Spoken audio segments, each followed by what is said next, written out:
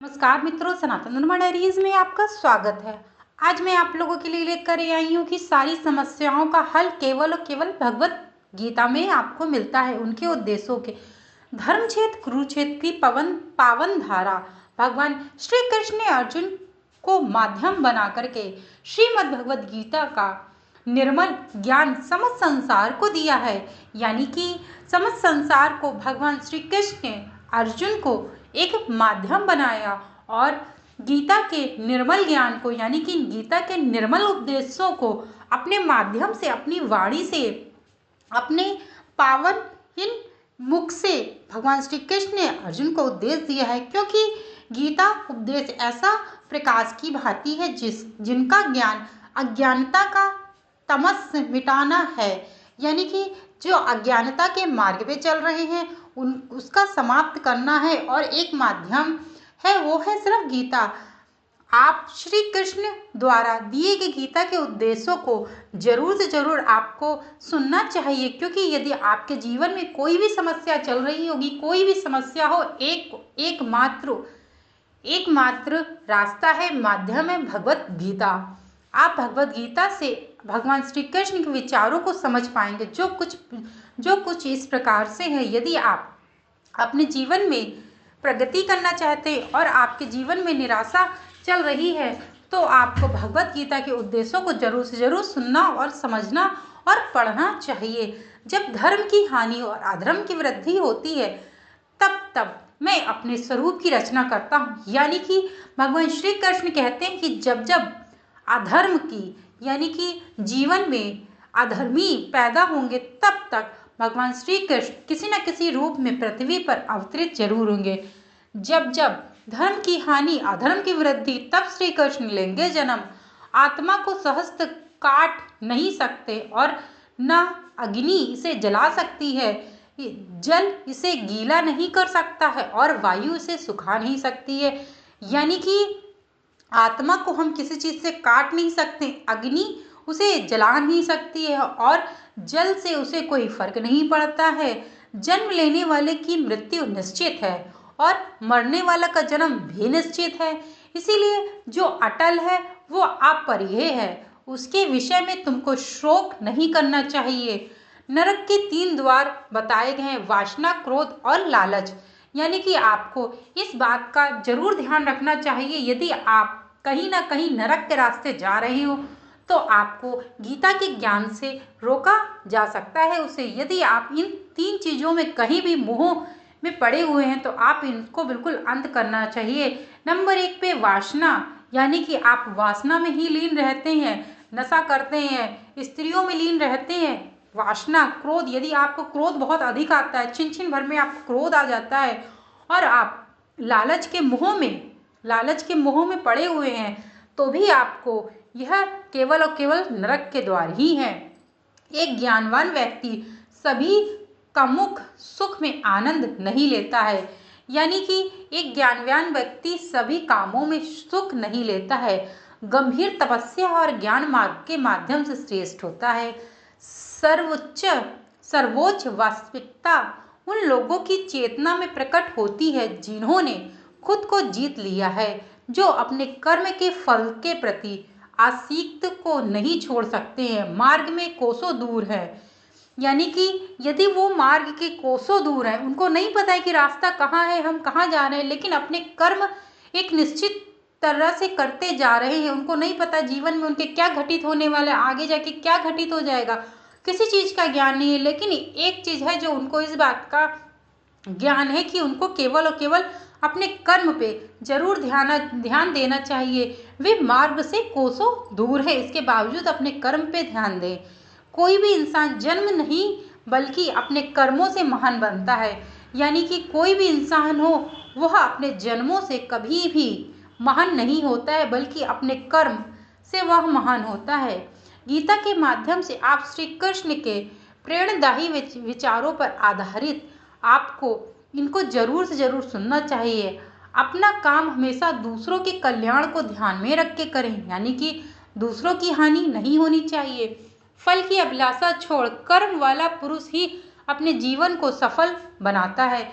यानी कि जो व्यक्ति कर्म कर रहा है और वह आगे विचार करता है कि इस कर्म का फल मुझे अच्छा ही मिलेगा, लेकिन उस कर्म का नहीं पता है कि आगे जाके अच्छा मिलेगा या बुरा मिलेगा। तो कर्म करते रहना चाहिए मनुष्य को और फल की चिंता नहीं करनी चाहिए। जो हुआ वह अच्छा हुआ, जो हो रहा है वह भी अच्छा हो रहा है, जो होगा वह भी अच्छा ही होगा। मेरा तेरा छोटा बड़ा अपना पराया मन से मिटा दो, फिर भी सब तुम्हारा और तुम सबके हो। जीवन में इस बात को ध्यान में जरूर रखना चाहिए मनुष्य को सदैव अपने कर्मों पे ध्यान देना चाहिए। मन की गतिविधियां होश, श्वास और भावनाओं के माध्यम से भगवान की शक्ति का सदा तुम्हारा साथ है। धरती पर जिस प्रकार मौसम में बदलाव आता है, उसी प्रकार जीवन में भी सुख दुख आता ही रहता है। लोग आपके अपमान के बारे में हमेशा बात करेंगे। सम्मानित व्यक्ति के लिए अपमान मृत्यु से भी बदलता है। मैं भूतकाल, वर्तमान और भविष्य काल के सभी जीवों को जानता हूँ, लेकिन वास्तविकता में मुझे कोई भी जानता नहीं है। मेरे लिए ना कोई घृणित है, ना ही प्रिय है, किंतु जो व्यक्ति भक्ति के साथ मेरी पूजा करते हैं वो मेरा साथ और मैं उनके साथ अवश्य ही हूँ। सफलता जिस तल में बंद रहती है, सफलता जिस तल में बंद रहती है वह दो चाबियां से खुलती है, एक कठिन परिश्रम और दूसरा दृढ़ संकल्प। यानी कि यदि आप किसी चीज को पाने की चाह में लगे हुए हैं तो आपको जरूर से जरूर मिलेगी। एक है, दो चाबियां होती है उस तले की, यानी कि जो दो चाबियां होती हैं उस ताले की जिसमें आपकी किस्मत बंद होती है, और वह केवल और केवल खुलती है तो केवल कठिन परिश्रम से, और दूसरा है दृढ़ संकल्प से। यदि आपने दृढ़ संकल्प कर लिया है तो आपके जीवन में कुछ भी असंभव जैसी कोई भी कामना नहीं है। आप प्राकृतिक कर्म बहुत तनाव पैदा करती है, यानी कि आपके जीवन में तनाव बहुत आएंगे। बुद्धिमान व्यक्ति अमुक सुख में आनंद नहीं लेता है। हर व्यक्ति का विश्वास उसकी प्रकृति के अनुसार होता है। जो दान बिना सत्कार के कुपुत्र को दिया जाता है वह तमस्य दान कहलाता है। इस जीवन में मनुष्य ना तो कुछ खोता है और ना ही कुछ व्यर्थ होता है। केवल और केवल मनुष्य अपने जीवन में अपने उद्देश्यों के माध्यम से ही जीवन में लक्ष्यों को प्राप्त करता है और दृढ़ संकल्प से। केवल मन ही किसी का मित्र और शत्रु होता है। केवल मन है एक ऐसा जो किसी का मित्र हो सकता है और शत्रु भी हो सकता है। जब मानव अपने कर्म में आनंद खोज लेता है तब वह पूर्णता प्राप्त कर लेता है उस चीज को। जो कार्य में निष्क्रियता और निष्क्रियता में कार्य देखते हैं वह बुद्धिमान व्यक्ति हैं। बुद्धिमान व्यक्ति को समाज कल्याण के लिए बिना आशीष से काम करना बहुत आवश्यक होता है। व्यक्ति वह जीव कर्म ही उसके भाग्य का निर्माण करता है। व्यक्ति जीव का कर्म ही, यानी कि उसके जीवन में जो जैसा वो कर्म कर रहा है उसी प्रकार से उसके भाग्य का निर्माण होता है। कर्म योग वास्तव में एक रहस्य है। कर्म उसे नहीं बांधता जिसने काम का त्याग कर दिया है। कर्म मुझे बांधता नहीं, क्योंकि मुझे कर्म के प्रतिफल की कोई इच्छा ही नहीं। जिस प्रकार से अग्नि स्वर्ण को परखती है उसी प्रकार से संकट वीर पुरुषों को परखते हैं। समय से पहले और भाग्य से अधिक किसी को कुछ नहीं मिलता है। कर्म के बिना फल की अभिलाषा करना व्यक्ति की सबसे बड़ी मूर्खता होती है। यह सृष्टि कर्म क्षेत्र है, बिना कर्म किए यहाँ कुछ भी हासिल नहीं हो सकता है। जो मन को नियंत्रित नहीं करते हैं उनके लिए वह शत्रु के समान कार्य करता है। अपने अनिवार्य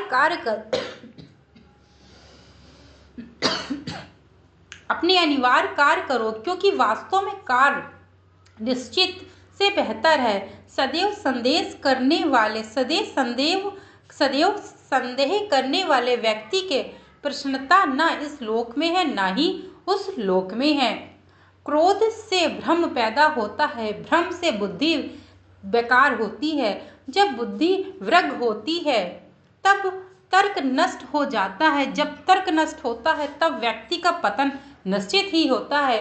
मन की गतिविधियां होश, श्वास और भावनाओं के माध्यम से भगवान की शक्ति सदा तुम्हारे साथ है और लगातार तुम्हें बस एक साधन की तरह प्रयोग कर रही है। सभी कार्य आप करते रहिए। ज्ञानी व्यक्ति ज्ञान और कर्म को एक रूप में देखता है, वही सही मायने में देखता है। प्रबुद्ध व्यक्ति के लिए गंदगी का ढेर, पत्थर और सोना सभी एक समान है। निर्माण केवल पहले से मौजूद चीजों का प्रक्षेपण करता है। उससे मत डरो जो वास्तविकता नहीं है, न कभी था और न कभी होगा। वास्तविकता वो हमेशा था और उसे कभी नष्ट नहीं किया जा सकता है। मित्रों, मैंने ये भगवत गीता के आपको उद्देश्य से बताए हैं जो भगवान श्री कृष्ण ने स्वयं अर्जुन को दिए हैं, जिनको सुनने मात्र से यदि आपके जीवन में कोई भी संकट हो, कोई भी बाधा हो, तो आपको इससे एक मोटिवेशन मिलेगा और आप आगे बढ़ने के लिए सदैव के लिए तत्पर रहेंगे और आप अपने जीवन में सोचेंगे कि मैं कुछ ऐसा कर सकता हूँ, मैं जरूर कर सकता हूँ। तो मेरे द्वारा दिए गए भगवान कृष्ण के है उद्देश्यों के बारे में आप लोगों को पसंद आए हो तो चैनल को लाइक, शेयर, सब्सक्राइब करना बिल्कुल मत भूलिएगा। Thank you so much video को वॉच करने के लिए।